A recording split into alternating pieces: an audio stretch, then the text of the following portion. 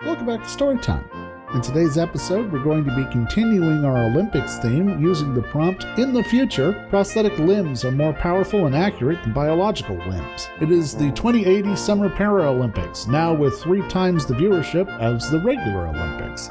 Today's story comes to us by user tensing99, 33% human. That was the cutoff. Ever since the 2036 Olympics, when the Dash Sullivan rocketed through the 100 meters with nothing more than a brain and legs at 100 miles an hour, from then on, athletes had to be at least 33% human being to compete. Whether it's massive fluid loss for weigh-ins, qualifications regarding transgender hormone therapy, or ski team selection rules for foreign countries, when a rule comes in place, coaches and athletes will exploit the fuck out of it. For to ignore it would be to put oneself at disadvantage, and that was not about to happen on a world stage. While coaches work to whittle their athletes down to their last shred of humanity, constructing titanium cyborgs with superhuman physiques, I chose a different path.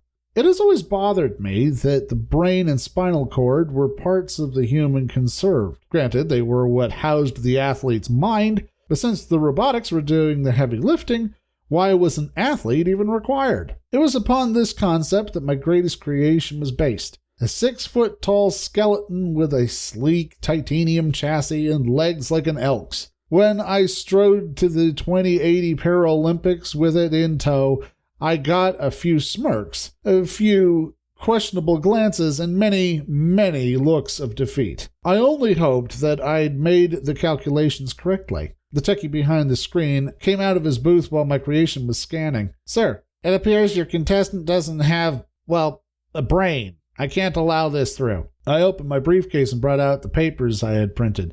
An athlete must contain at least 33% human being. This one does. He blinked and stepped back to his booth. "Well, I'll be damned. Did you fill it entirely with muscle and nerve?" 33% of a human being, as he stamped our application. My arms and legs whirred as I tucked the papers back into the briefcase. Guess I wasn't quite used to my new parts yet. I look forward to taking home the gold this year. Thanks so much for watching. If you enjoyed that episode, go ahead and hit that like button. And for more of our story time, you can tune in every week for more stories. But until next time, see you later.